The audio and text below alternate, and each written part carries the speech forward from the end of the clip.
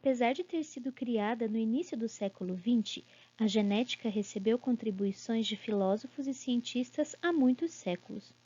Com o surgimento e aperfeiçoamento do microscópio, descobriu-se o DNA, a molécula da vida, e é sobre esse tema que iremos tratar nessa videoaula. Em genética, hereditariedade é o conjunto de processos biológicos que garante a cada ser vivo receber e transmitir informações genéticas através da reprodução. A informação genética é transmitida através de genes, porções de informação contidos no DNA dos indivíduos. No núcleo das células estão os cromossomos, constituídos de proteínas e ácidos nucleicos. São dois os tipos de ácidos nucleicos: o DNA, o ácido desoxirribonucleico, e o RNA, ácido ribonucleico. O DNA é capaz de autoduplicação, ou seja, replicação. Cada vez que a célula vai se dividir, o DNA se duplica de maneira que cada célula filha recebe o mesmo material genético da célula original. A molécula de DNA é chamada de dupla hélice, pois ela é formada por uma fita dupla de nucleotídeos, que são como tijolos na composição do DNA.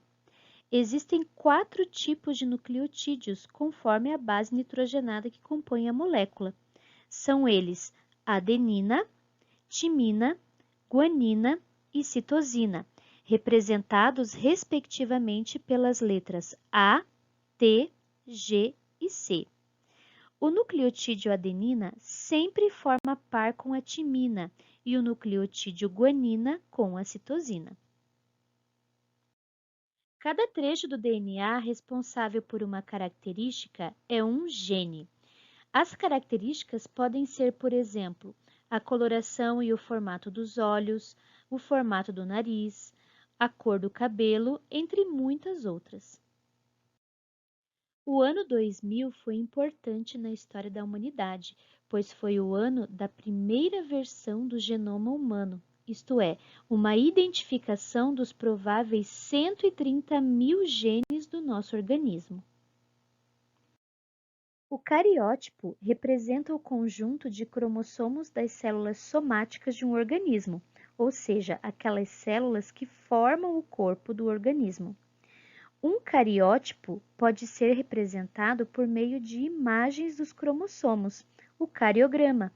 Esse cariograma é uma fotografia dos cromossomos ordenados aos pares, permitindo o estudo do cariótipo do indivíduo em questão. Cada célula que forma o corpo humano possui 46 cromossomos, onde estão os genes. Desses, 23 cromossomos vieram do óvulo e 23 do espermatozoide, formando 23 pares. Sendo assim, dizemos que as células somáticas são diploides, 2N, porque contêm cromossomos do pai e da mãe. As células de reprodução, os gametas, óvulos ou espermatozoides, contêm somente 23 cromossomos, portanto, são células haploides. Portanto, no caso dos seres humanos, as células diploides contêm 46 cromossomos e as células haploide possuem metade desse número, somente 23 cromossomos. Então, se liga! Quando um espermatozoide, que é uma célula haploide, fecunda um óvulo, que é outra célula haploide, forma a célula ovo, que é uma célula diploide. Essa célula ovo diploide vai sofrer sucessivas divisões celulares para formar um novo organismo. Na fecundação, quando o espermatozoide se funde com o óvulo, define-se o sexo do feto. Dos 46 cromossomos envolvidos nesse processo, 44 são chamados cromossomos somáticos e 2 são chamados cromossomos sexuais, o X e o Y. Os homens possuem cromossomos X e Y e as mulheres XX. No processo da formação dos gametas, ou seja, na produção do óvulo e do espermatozoide, eles se separam. Nesse caso, os óvulos só podem ser X, já os espermatozoides podem ser X ou Y. Então, agora me responde uma pergunta. Quem é que decide o sexo do novo ser? Isso mesmo, é o espermatozoide. Se o espermatozoide que fecundar o óvulo for X, nascerá uma menina. Se o espermatozoide que fecundar o óvulo for Y, nascerá um menino.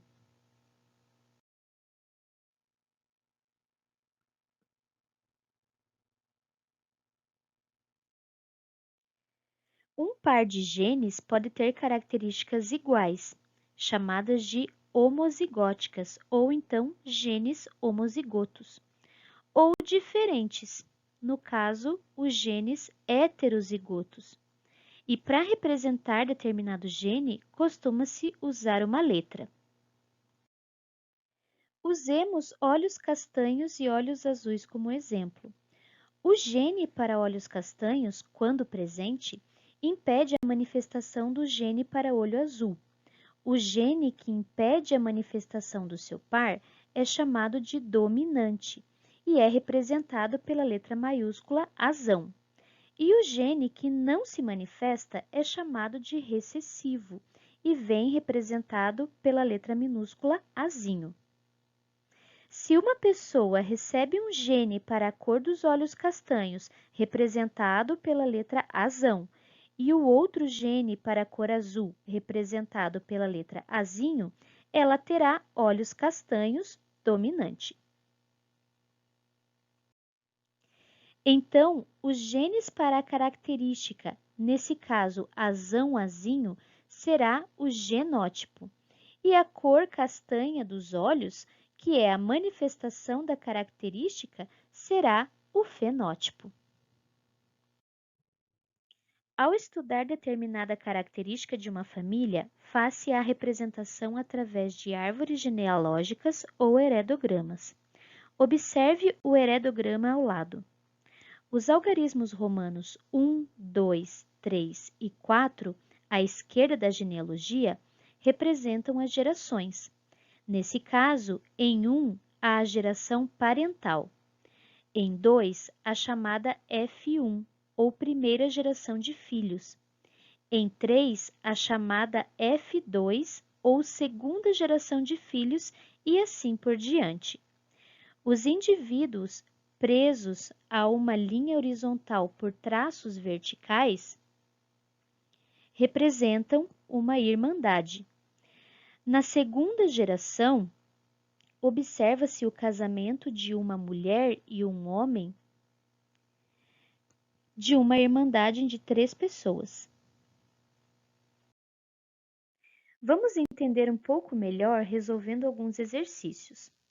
Sabe-se que em determinada raça de gatos, a pelagem preta uniforme é condicionada por um gene dominante Bzão, e a pelagem branca uniforme por seu alelo recessivo Bzinho. Do cruzamento de um casal de gatos pretos, ambos heterozigotos, espera-se que nasçam. Então, se eles são heterozigotos, quer dizer que seu par de genes são diferentes, ou seja, os pais possuem um gene dominante e outro recessivo. Para facilitar o cruzamento, vamos usar uma tabelinha e já vamos separar os alelos, como se estivessem sendo separados no momento da formação dos gametas.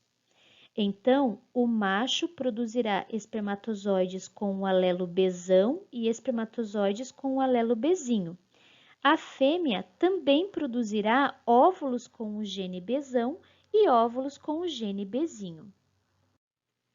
Ao fazermos os cruzamentos, observamos que em um dos quadrantes temos descendentes Bzão-Bzão, homozigotos dominantes. Em 2 quadrantes temos filhotes Bzão-Bzinho, heterozigotos, e em um quadrante temos descendentes Bzinho-Bzinho, homozigotos recessivos.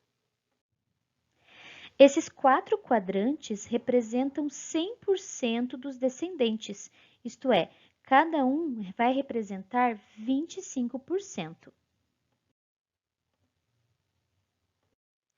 Como o besão é dominante, os filhotes homozigotos dominantes e heterozigotos terão pelo preto, e os homozigotos recessivos serão brancos. Exercício 2. Em um animal existem duas cores para pelagem, cinza e marrom. Animais marrons cruzados com animais cinzas originaram somente animais marrons. Cruzando-se cinza com cinza, todos serão cinza. Qual o tipo de herança da cor da pelagem? Como do cruzamento de animais marrom com cinza, todos os filhotes nasceram com pelo marrom, concluímos que a cor marrom é condicionada por um gene dominante, já a cor cinza é condicionada por um gene recessivo. Nesta aula, você conheceu alguns conceitos básicos da genética. Continue acompanhando as próximas videoaulas para aprender mais sobre esse tema tão encantador.